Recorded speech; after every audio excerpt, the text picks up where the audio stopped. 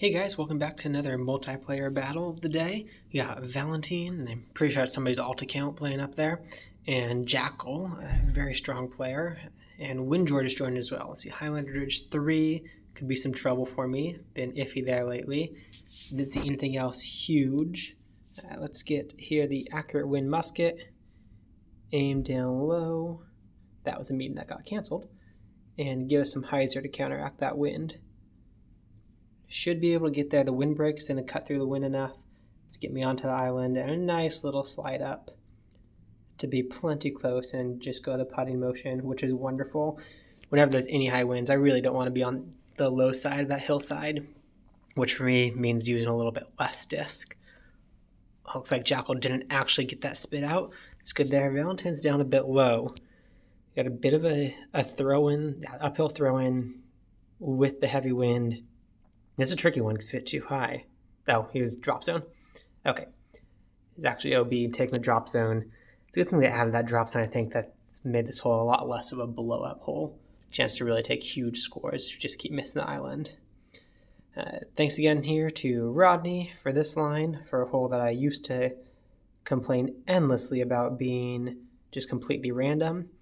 But this is a line I've been taking, and I have not taken a par yet.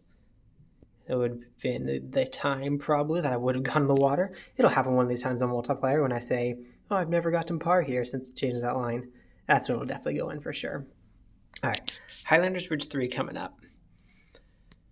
What's my wind? Okay, I have the wind where I have to go for my eagle line. Slide left. Put the tip of the chevron on the left side of that light area there. And the mistake here is not turning it enough. So I'm going to give that about 3/4 Anheuser. And if I go too much, that's okay. I could still save birdie. It's definitely too much. Not in the eagle range. Whoa. What's that going to do? Okay. I actually left myself a bit of a tougher eagle look. Let's see. I think I'm going to take a little bit off the warship, not musket. Warship up around the side there to get close for that birdie. It's unfortunate. That was a good win to be able to get there for the eagle line. I just kind of wimped out because I've been messing up that one a lot, going too far to the right, not giving it enough Anheuser, and ended up in the water, which is really the worst case scenario when going for an eagle. So I'm okay with that miss. Of course, I'd rather not miss, but I'm okay with that miss. Northern Breeze 1. This is my Accurate Roll Harp. Got to give this a good bit of Anheuser to counteract that strong wind. Oh, who was that? Short there. I'm not sure who. Oh, was not actually short. Was able to stay safe. It was Windjor. Stayed safe there. Jackal got in. What's Valentine going to do here?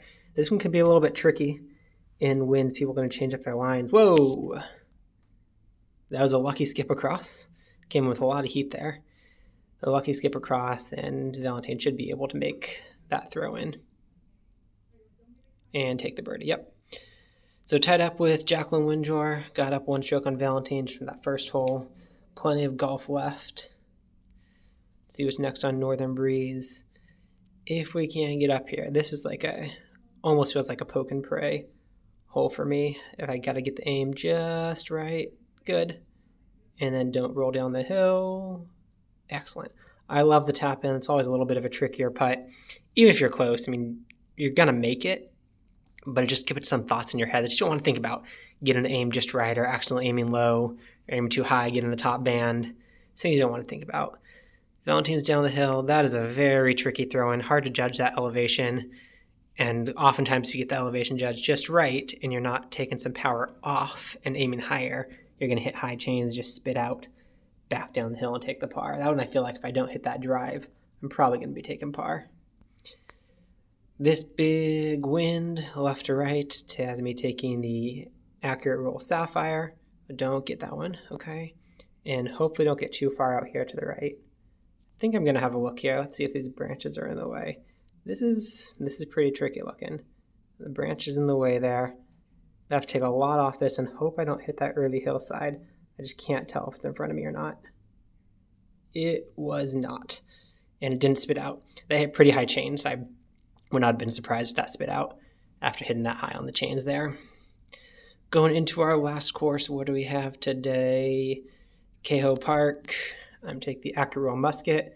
This is my typical aim point, but that left to right wind actually has me going Accurate Roll Sapphire and a bit lower. It's not an ace run for me. I know people have an ace run with the Sapphire. I don't want to get close and risk going OB there. Just I feel like a low enough chance. That's not, whoa, talking too much and not actually thinking about my aim. That's a bummer. But Jackal did tie it in there with me, so Windjor's got the lead. I'm tied in the middle with Jackal, 1 up on Valentine. We have to just make sure I perform. These last 2 holes, this is just the light glide paradigm. Not going to get too close because I'm really not going to get too close. Not with that throw, I'm not. That was terrible. So it might be a little bit tricky to get it in. How far out there? Yeah, I think I got to go rive into the green. I don't like this. Let's see if I can get there and stay safe. Oh, barely got that there. I definitely should have tried to get that a little bit closer than I did off the tee.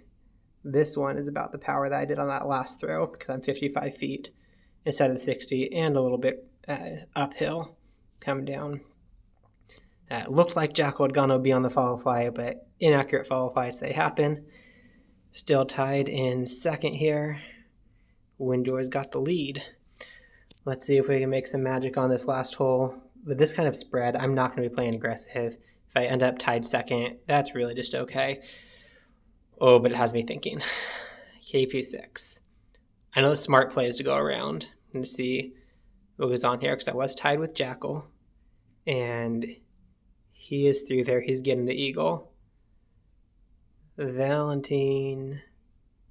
OB. All right. I've got to go the wide route. I can't take that risk here. But I know Windjor's pretty far out there. Yeah. Screw it. Let's have some fun. See if I can get through here.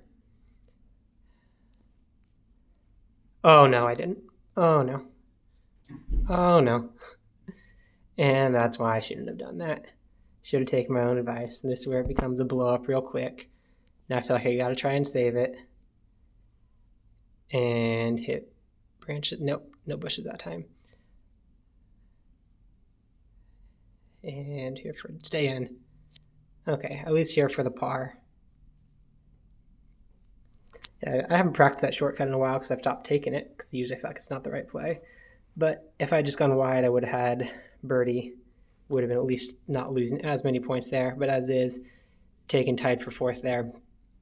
That's a bummer to end up that way, but KP6 can do that for you. Thanks for watching, guys. Hope you learned something and had a good time. Good luck on your rounds today. Stay bogey free.